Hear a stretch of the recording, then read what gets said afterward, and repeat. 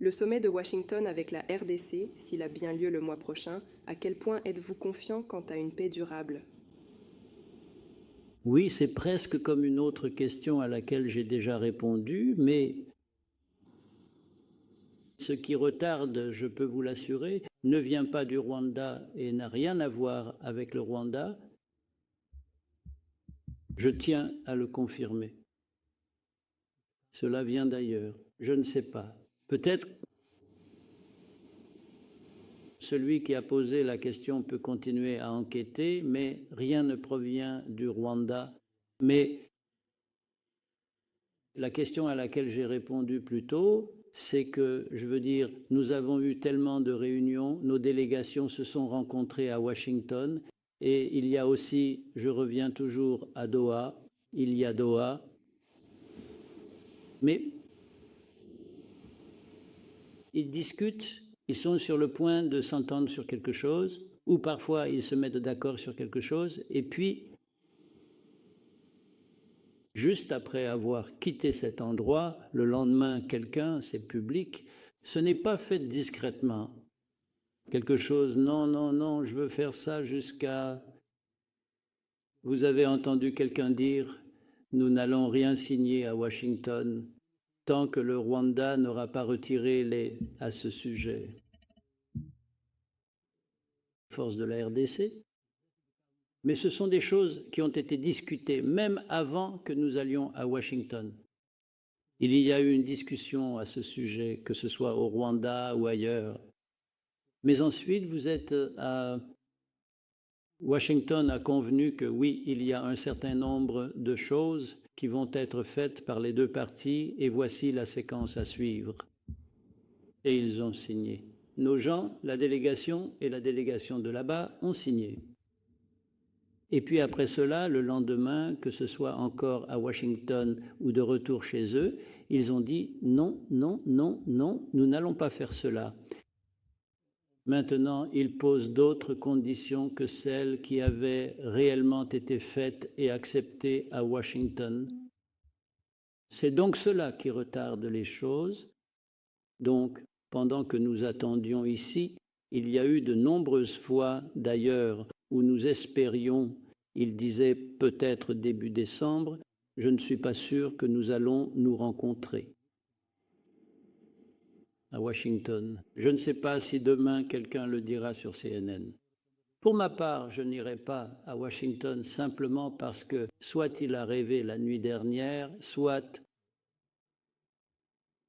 on lui a dit, que ce soit par un prêtre, qu'il soit ancien, c'est-à-dire un prêtre ayant exercé pendant de nombreuses années, ou qu'il soit nouveau venant tout juste d'être ordonné, que c'est une mauvaise idée ou même un mauvais présage de faire cela, car selon la tradition, ce genre d'action n'est généralement pas bien vu. Et quelqu'un dit simplement « je n'irai pas ». Alors, que puis-je faire?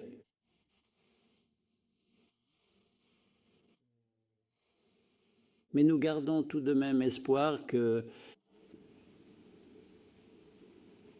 peut-être ceux qui essaient de nous réunir ont peut-être un certain pouvoir pour faire avancer les choses. Au moins, ils ont certainement l'intention de le faire. Donc nous allons attendre et continuer d'espérer que ce n'est pas seulement une question de voyage à Washington, c'est aussi une question de faire des pas vers un accord qui pourrait nous aider à entamer un processus qui apportera la paix dans notre région et dans nos pays. Merci, monsieur. Les conditions administratives ont été remplies par la RDC. Quelles sont les étapes à suivre pour faire avancer la question de l'aéroport? Eh bien, je ne sais pas. D'abord, à quoi fait-on référence en disant que le gouvernement de la RDC a rempli quoi? Je ne comprends pas. Qu'ont-ils rempli? Les besoins administratifs relatifs au dossier. Quels besoins administratifs? Pour autant que je sache, je ne comprends même pas ce qu'il a dit au départ. Par exemple, Savez-vous que l'espace aérien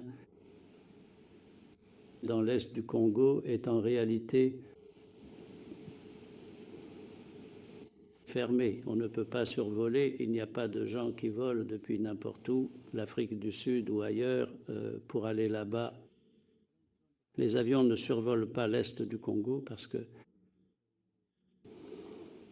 le gouvernement de la RDC a fermé l'espace aérien. Maintenant, vous voulez ouvrir un aéroport dans un espace aérien fermé et vous dites que quelqu'un a rempli les normes administratives. Je ne comprends pas ce que cela veut dire ensuite. C'est M23 et d'autres qui contrôlent quoi? Qui contrôlent là-bas. On veut dire M23 qui contrôle ou M23 et d'autres. D'accord.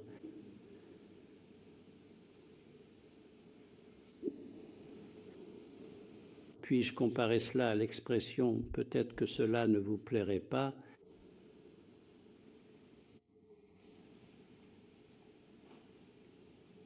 Le gouvernement de la RDC, le FERDOSI et le FDRR. Le FDRR a en fait un grand contrôle dans cette région. Ils sont combattus tous les jours par le M23, même avant que ceux qui contrôlent l'aéroport n'arrivent. Le président Macron souhaiterait-il dire quelque chose à propos du FDRR? Je ne pense pas. Vous savez pourquoi? Il y a toute une histoire autour du FDRR et des autres, ces autres venus d'Europe. Dans cette vidéo, nous parlerons de l'aéroport. Ceux qui le contrôlent, à part le M23, il y a ces autres venus d'Europe qui contrôlent le FDLR. C'est pourquoi il reste toujours silencieux à propos du FDLR. Vous voyez, à chaque fois qu'il s'agit de questions sur l'Est du Congo, sur le M23 soutenu par le Rwanda,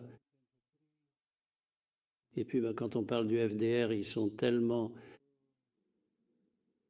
Ils murmurent vraiment. Ils ne veulent même pas que quelqu'un l'entende. Et puis...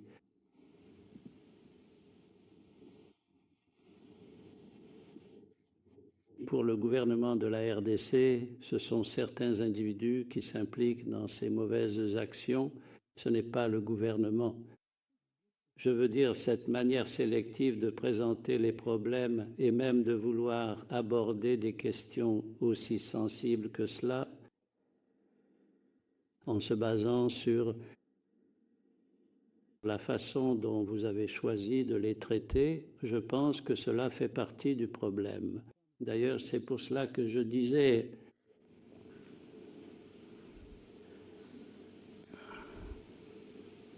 Ces autres, ceux qui contrôlent l'aéroport, mais qui viennent d'Europe, ont fait partie de ce problème. En ce qui concerne l'origine, il y a 31 ans, la tragédie que nous avons vécue ici, nous avons été associés à cela. Peut-être qu'avec le temps, si ces choses continuent de revenir, et de la manière dont elles l'ont fait, nous en dirons plus à ce sujet. Je pense que s'ils pensent que nous pouvons être réduits au silence pour ne pas parler de leur rôle historique et de leur responsabilité dans les tragédies ici au Rwanda qui se sont étendues au Congo et là-bas, vous voyez des discours de haine, vous voyez toutes sortes de choses de la part de dirigeants et d'autres en Europe. ont tendance à minimiser cela et ne veulent même pas en parler. Mais ensuite, ils parlent de Goma, du M23 et des autres qu'ils contrôlent. Qui contrôle les deux? Je veux dire, j'imagine qu'ils veulent dire qui contrôle le M23 et qui contrôle Goma.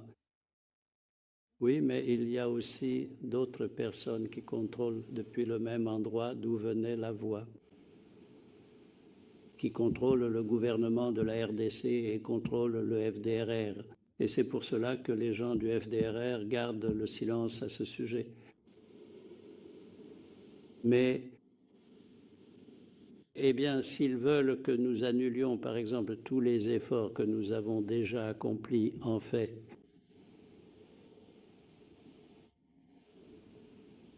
la compréhension de la manière dont nous devrions nous rapporter à eux en fonction de leur implication dans l'histoire tragique de ce pays et de cette région. Ils sont les bienvenus. Merci beaucoup, Monsieur le Président, pour votre accueil. Prochaine question pour vous.